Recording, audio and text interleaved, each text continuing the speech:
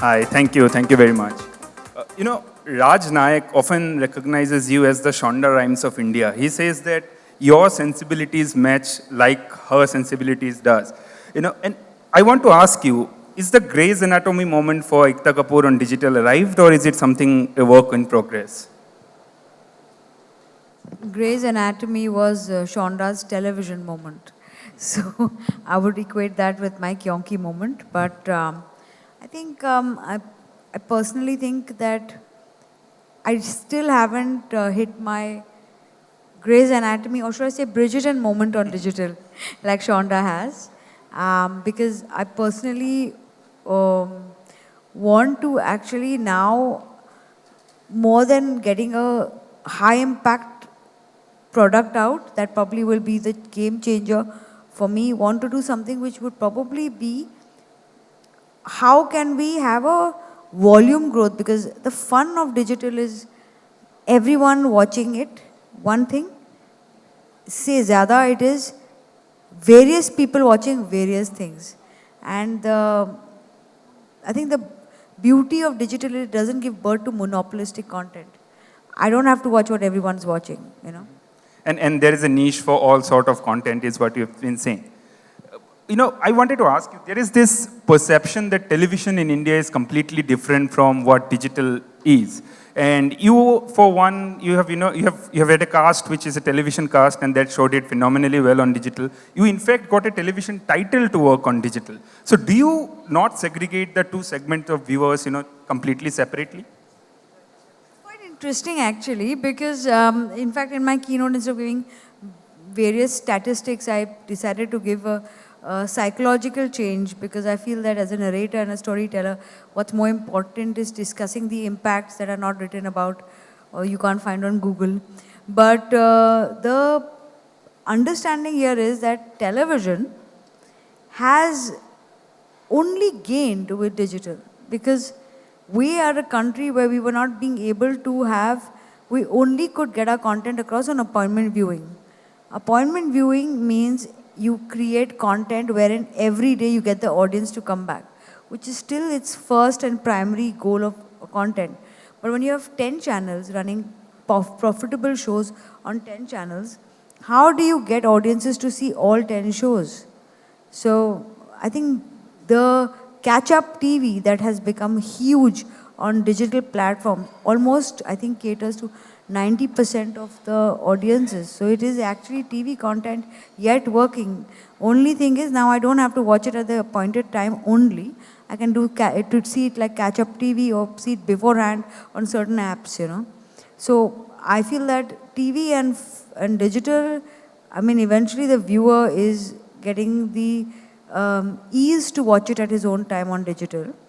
The most of the successful content is content that is probably watched on television and now found on various apps as catch-up TV. But it also gives birth to fresh content that can be watched alone. So I think there cannot be a bigger party than this. Your TV content and digital merge, and there's a chance for a bigger, maybe high impact, maybe mass content that is individualistic. Is digital sort of replicating what TV did? I don't think it will plan to. It just is monetizing TV in a much better way by seeing that advertising is shifted on both television and catch-up TV in apps. So I don't think so. I think digital itself, its big, or should I say, advantage is that you can make, you don't need to make one size fits all. You need to make a little more individualistic content. It doesn't mean that you don't have to create TV-like content. It still can be mass. It still can be all-encompassing. It doesn't have to be looking like an international show only. Most of the content on my app was extremely mass. It was clearly meant to cater to the masses. But why would they leave television and come to watch paid content on an app? The idea was that on TV, it's a little vanilla. It is a little one size fits all. It has to have everyone catered to by one content or one show. But you can be individualistic and cater to, say, only youngsters, only men, only a certain psychology of things. If it's romantic, it doesn't have to have family values added to romance, but it still can be mass. Great. And talking about mass, you experimented with an unscripted format on digital, and that was Lockup, and it indeed went mass. Uh, can we see more of unscripted formats on digital? Something that's very little experimented. I think it's going to be the next. I personally, my little understanding of content is that Lockup showed me what we did. We had 500 million views between the two apps. Two apps shared that it was live streamed on both the apps. The instant gratification was huge because you landed up giving information that a certain star is coming by 6 in the evening, and you could see your live numbers go up. It was almost like appointment viewing for reality TV. And the possibilities it opened up was that you could have, with one show, if it works, various streams and live advertising, live audiences. It, as the episodes went on and we found the stickiness growing, we found that we were fighting even social media, which was where most of the audience yet resides. And that I actually believe some really engaging reality TV on digital with a certain amount of appointment and live viewing will actually take on social media, which is far bigger in numbers than fiction viewing. Great, great. 6 years back, I remember interviewing one filmmaker, and I had asked him about his opinion on web series. And he had famously said that what fails to be a TV show or a movie ends up being a web series. We have seen him doing many of the web series now. So it has definitely changed. The market dynamics has really changed. I want to ask you, has the market matured enough for us to have the big stars of Bollywood come and do a series? I mean, you did it one with Rajkumar and it was phenomenal. But do you see more of that happening? It's already happening. Most of the films are going direct to OTT. Shows are being made with very well big stars. But is that the tipping point that a big star comes on digital? No. When digital creates a bigger star than a movie star is the tipping point, and that's going to happen. There are going to be, we had those television stars about 8-10 years ago who at one point captured larger audiences. Of course, there was no social media to then see it in numbers or followers, but they had larger audiences catering to them, seeing them, than film stars. We have to see that phase on digital, but I feel it's still maturing. It'll take some time. We know the Thursday numbers. They come up every Thursday on television. What is the digital number that you look for? So every app has its own expectations. When I was on television, I used to wait for the Thursday number. Now it's become every day. You get in 24 hours the numbers, but it's also it's more like a research. It's a small set of people or a demographic that is then telling you what the whole country is watching, which is a little scary. I wish we could be more transparent with OTT numbers, but for the concerned parties, at the OTT owners or the back end of the OTT, you actually get instant numbers of how your audiences are there, how much time spent was there, how much the audiences grew. And this is not a demographic or a research audience that is giving you your data. It is actual data that you get. And I think there is nothing more gratifying than knowing exactly how deep or how entrenched your audiences are. You can get like to the last detail of in which city in small town India your audience consume this content the most. And that kind of R&D helps you. Like, I think what I did when I started the app at 2017 to what I'm planning to do now on content, it's all because of the absolutely instant R&D that you get on content, on digital content. Great. We all spoke about the advent of digital and how it is becoming more and more mainstream. Has that changed the way your discussion goes with the broadcasters in terms of the IPs? I mean, one of the most progressive shows, you mentioned QQ already. In QQ, I remember you had the mother kill the son because of marital rape. I don't see a marital rape show in today's OTT. But again, you don't own that IP. So has that discussion sort of changed now? So I really think that internationally a lot of the IPs are not owned by the producers, and a lot of apps are going to go towards that more and more, because if they commission a show, they want to own the IP, and I didn't own the IP of all these various formats. But who's to say, you know, you pay the money. If it all boils down to belief, if you're willing to take on the risk of making the content and then going to the app like Applause did, or we did with Puglet, or now we're doing with a couple of shows, then you get the chance to own the IP. But it's like a high risk, high, what you call, gain market, and Correct.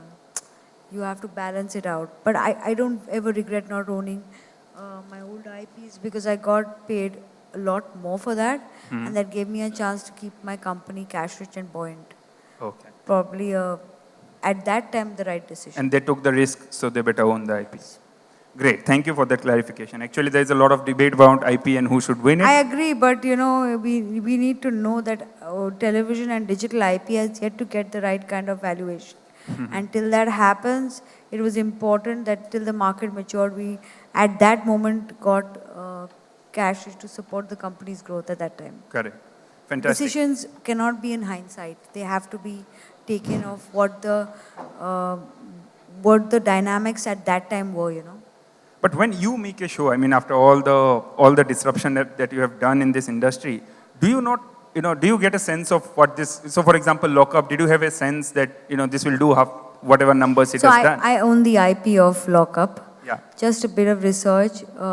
The saying goes that shows that originate on digital, reality shows that originate on digital worldwide don't do well. Yeah. Another very popular myth was India's realities only work when you import an international reality. Second myth. Third myth, captive reality has been overexploited by Big Boss.